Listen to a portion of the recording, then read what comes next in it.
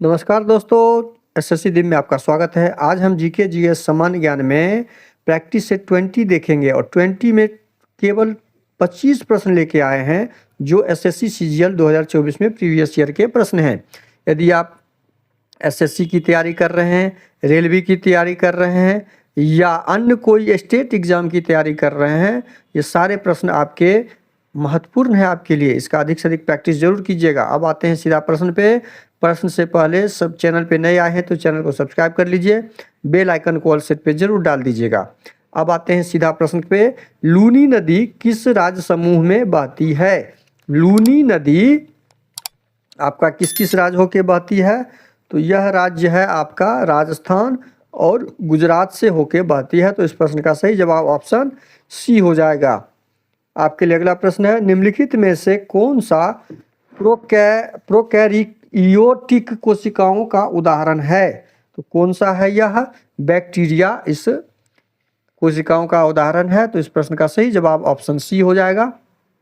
आपके लिए अगला प्रश्न है, निम्नलिखित में से कौन सा दस्तावेज भारत में सार्वजनिक एवं निजी उद्योगों की स्थापना के लिए एक रूपरेखा, नियम और विनिमय प्रदान करता है?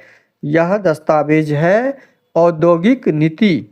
औद्योगिक नीति। इस प्रश्न का सही जवाब ऑप्शन डी हो जाएगा। आपके लिए अगला प्रश्न, एग्रीकल्चर शॉट शब्द का इस्तेमाल निम्नलिखित में से किस खेल में किया जाता है? एग्रीकल्चर शॉट का प्रयोग क्रिकेट में किया जाता है। तो इस प्रश्न का सही जवाब ऑप्शन बी हो जाएगा। आपके लिए अगला प्रश्न है, निम्नलिखित में से किस राज्य में मुख्यतः मी डे मी फी उत्सव मनाया जाता है? मी डे मी फी उत्सव मनाया जाता है, वह राज्य है असम। इस प्रश्न का सही जवाब ऑप्शन ए हो जाएगा। आपके लिए अगला प्रश्न है, निम्नलिखित में से किस वर्ष में बीडी सावरकर को अंग्रेजों द्वारा अंडमान जेल भेजा गया था? अंडमान जेल जब भेजा गया था वह वर्ष था 1911 ईस्वी। तो इस प्रश्न का सही जवाब ऑप्शन डी हो जाएगा। आपके लिए अगला प्रश्न, निम्नलिखित में से पारिस्थितिक दक्षता की सबसे अच्छी परिभाषा कौन सी है? पारिस्थितिक दक्षता की सबसे अच्छी खाद्य सुरक्षा में विभिन्न बिंदुओं पर ऊर्जा प्रवाह के बीच का अनुपात। तो इस प्रश्न का सही जवाब ऑप्शन ए हो जाएगा। अगला प्रश्न है आपके लिए, गुटनिरपेक्ष आंदोलन का पहला आधिकारिक शिखर सम्मेलन कहाँ आयोजित किया गया था? तो आपका सही जवाब क्या आ जाएगा? युगोस्लाविया। युगोस्लाविया। इस प्रश्न का सही जवाब आपका ऑप्शन बी होगा। आपके लिए अगला प्रश्न, प्रायद्वीपीय भारत में निम्नलिखित में से कौन सा साम्राज्य उत्तरी महाराष्ट्र और विदर्भ पर शासन करने वाली स्थानीय शक्ति थी? तो यह थी वाकाटक। वाकाटक। इस प्रश्न का सही जवाब हो जाएगा ऑप्शन ए। आपके लिए अगला प्रश्न है, एक ही दिन के दौरान होने वाले उच्च वायु तापमान और निम्न वायु तापमान के बीच के अंतर को डैश तापमान कहा जाता है? कौन सा तापमान कहा जाता है? इस प्रश्न का सही जवाब, प्रश्न में टाइपिंग मिस्टेक है, आगे बढ़ते हैं। अगला प्रश्न, मुलायम सिंह यादव जिनका अक्टूबर 2022 में निधन हो गया किस राज्य के मुख्यमंत्री थे? तो यह मुख्यमंत्री थे उत्तर प्रदेश राज्य के। इस प्रश्न का सही जवाब ऑप्शन ए हो जाएगा आपका। आपके लिए अगला प्रश्न, पंडवानी गायिका उषा बारले को 2023 में भारत सरकार द्वारा निम्नलिखित में से पुरस्कार से सम्मानित किया गया? निम्नलिखित में से टाइपिंग मिस्टेक हो गया है थोड़ा, किस पुरस्कार से सम्मानित किया गया? तो पद्म श्री से। तो इस प्रश्न का सही जवाब ऑप्शन सी हो जाएगा। आपके लिए अगला प्रश्न, भारतीय संविधान के भाग 11 में अनुच्छेद 245 से 255 डैश से संबंधित है?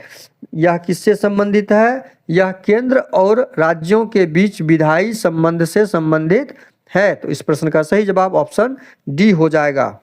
आपके लिए अगला प्रश्न, गंधर्व महाविद्यालय जिसकी स्थापना पंडित विनय चंद्र मौर्य ने की डैश में स्थित है? या कहाँ में स्थित है? नई दिल्ली में स्थित है। इस प्रश्न का सही जवाब ऑप्शन डी हो जाएगा। आपके लिए अगला प्रश्न है, निम्नलिखित में से कौन सा संयुक्त क्षेत्र उद्योग का एक उदाहरण है? संयुक्त क्षेत्र का उदाहरण ऑयल इंडिया लिमिटेड है। तो इस प्रश्न का सही जवाब ऑप्शन ए हो जाएगा। आपके लिए अगला प्रश्न है, शतरंज में निम्नलिखित में से कौन केवल अपने ठीक सामने वाले खाली खाने में ही आगे बढ़ सकता है? तो यह प्यादा आपके ऑप्शन सही हो जाएगा। इस प्रश्न का सही जवाब ऑप्शन बी। आपका अगला प्रश्न, किस राज्य के मुख्यमंत्री ने 2022 में कौशल्या मातृत्व योजना शुरू की है, जो सुरक्षित मातृत्व के लिए दूसरी लड़की को जन्म देने वाली महिलाओं को 5,000 की वित्तीय सहायता प्रदान करती है? यह कौन सा राज्य है? यह छत्तीसगढ़ राज्य है। तो इस प्रश्न का सही जवाब ऑप्शन बी छत्तीसगढ़ हो जाएगा। आपके लिए अगला प्रश्न है, राष्ट्रीय कैरियर सेवा और माइक्रोसॉफ्ट इंडिया द्वारा डिजिटल कौशल के माध्यम से रोजगार के लिए संयुक्त डिजिटल कौशल पहल कौन सी है? यह कौशल पहल है डीजी सक्षम। डीजी सक्षम। तो इस प्रश्न का सही जवाब ऑप्शन सी होगा। आपके लिए अगला प्रश्न है, वर्ष 2023-24 के लिए वित्त मंत्रालय का विनिवेश लक्ष्य क्या है? विनिवेश लक्ष्य आपका 51,000 करोड़ है। तो इस प्रश्न का सही जवाब ऑप्शन डी हो जाएगा।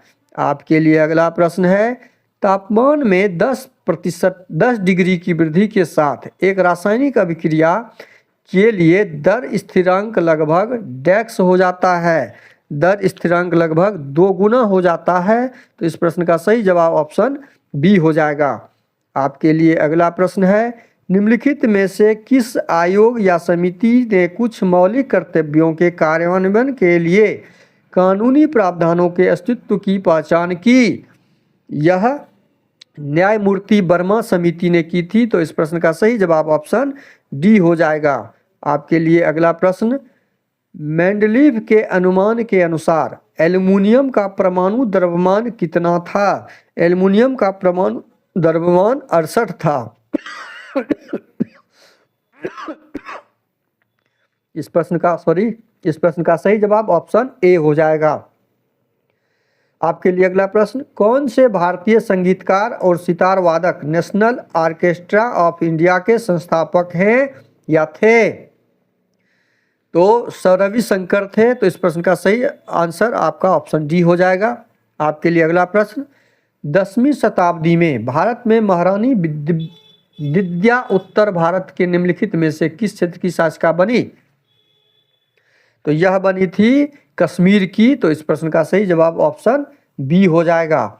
आपके लिए अगला प्रश्न है, निम्नलिखित में से क्या उन लोगों के लिए छोटे ऋण का प्रावधान करता है जिनकी वित्तीय सेवाओं तक कोई अन्य पहुंच नहीं होती है? तो यह सूक्ष्म वित्तीय सेवा है। तो इस प्रश्न का सही जवाब आपका ऑप्शन ए हो जाएगा। वीडियो अच्छा लगे तो लाइक और कमेंट जरूर कीजिएगा। चैनल पे नए आए हैं तो प्लीज़ चैनल को सब्सक्राइब कर लीजिए। बेल आइकन को ऑल सेट पे जरूर डाल दीजिए। दोस्तों को शेयर जरूर कर दीजिएगा। थैंक यू, धन्यवाद। जय हिंद, जय भारत।